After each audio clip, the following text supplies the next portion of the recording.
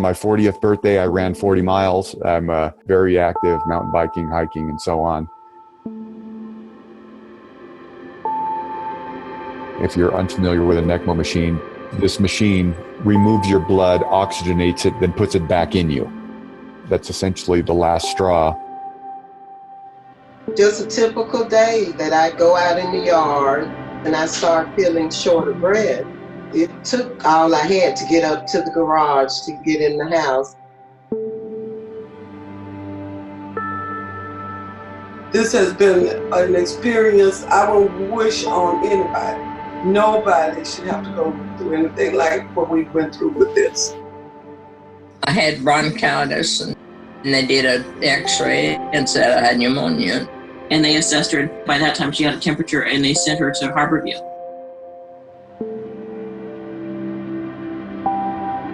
She was on her way out the door when the virus hit there. And it just hit with a vengeance. I had been talking to my mom. She was like, "Robbie, you don't look good. I think you should go to the hospital."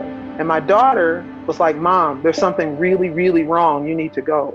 My brother, who is a drill sergeant in the Army, he called me and was like, "Go to the hospital."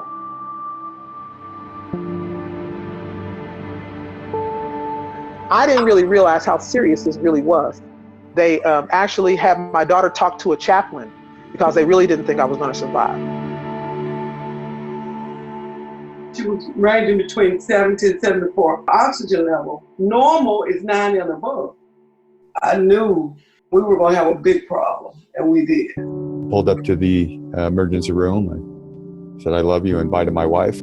I declined so rapidly, they put me on a ventilator. I remember them telling me they were going to keep me overnight.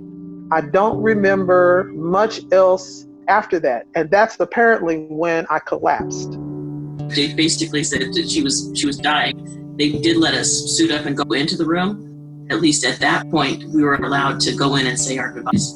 I can't even imagine now that's not even allowed. She was put on a ventilator in the emergency room. She was on the ventilator 38 days. And in the hospital, 53, I think.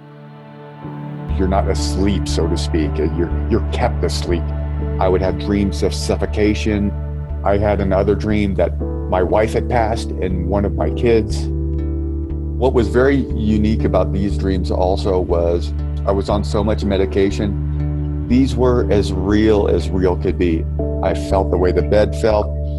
I smelled the room. I touched things. I could grab something. It was tangible. I mean, it was real life. I remember thinking to myself, is this what dead is like? Am I dead? I can't be dead because I couldn't be thinking these thoughts logically. I was like, so what is it? I don't know anything that went on. I was completely out of it, I guess. I didn't know I was that sick. I didn't know the kids came in and told me goodbye. They had to do a tracheostomy on her. They thought she was going to have dialysis, then her blood level dropped. She had to have 4 units of blood she ended up getting. They had given me 20% chance. I said, she's going to make it. You just keep doing what you're doing. She pulled through. After I woke up, I was very confused. It was hard to comprehend what was real. I would hold on to the railings on the bed, and I said, I know this is real. She did get ICU delirium. You don't know anything. You don't recognize anybody. It's because you've been in intensive care all those days where you don't see anybody you remember. The first real memory that I have was the nurse telling me, we're going to take this vent out, and what we need you to do is cough 3 times really hard. When she pulled that first time, it felt like she was pulling everything out of me. The most painful thing I'd ever been through in my life. I was woken up by a nurse and a doctor, and they say, "It's so great to see you. We've already spoken to your wife. She's incredibly happy. Kids are okay. They're happy." And I was just like, oh, it was the best single moment in my life. In my life. I got it all back. The doctors were amazing. They definitely were personally invested in her. They all were very excited with her recovery. One doctor went across the street because I liked coffee, but I didn't like what they served. And he went and got a cup of coffee and brought it in the hospital. I think they were fantastic. With no one there except the nurses and doctors that would flow in and out, most hours I was alone. It was very, very lonely. One nurse just stood there and held my hand. I was really wanting my mom, and I really wanted my daughter, and I was crying. I was really, really upset. And she stayed there with me. From the doctor to the nurses, I had good care.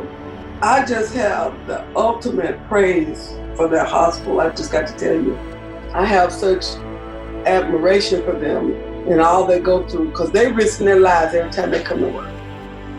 They took time to come in and sit down and talk to me. I couldn't have asked for a better team. What would I say to the healthcare team that provided care? You gave me back to my family. You gave my kids their dad back. Gave my parents their son back. You do more than you know. When I was in the hospital, I saw how much these people work so hard with so very little, and they ask so little, and they literally put their lives on the line, and they were so kind and compassionate towards my family. You don't know what it means to me personally. You don't know what it means to my mother and my daughter and my brothers and my sisters. You have no idea what it means. Thank you from the bottom of my heart. Thank you.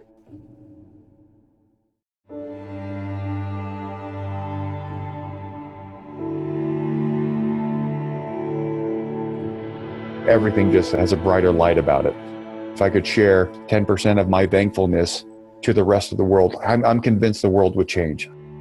Every breath that I take is a gift.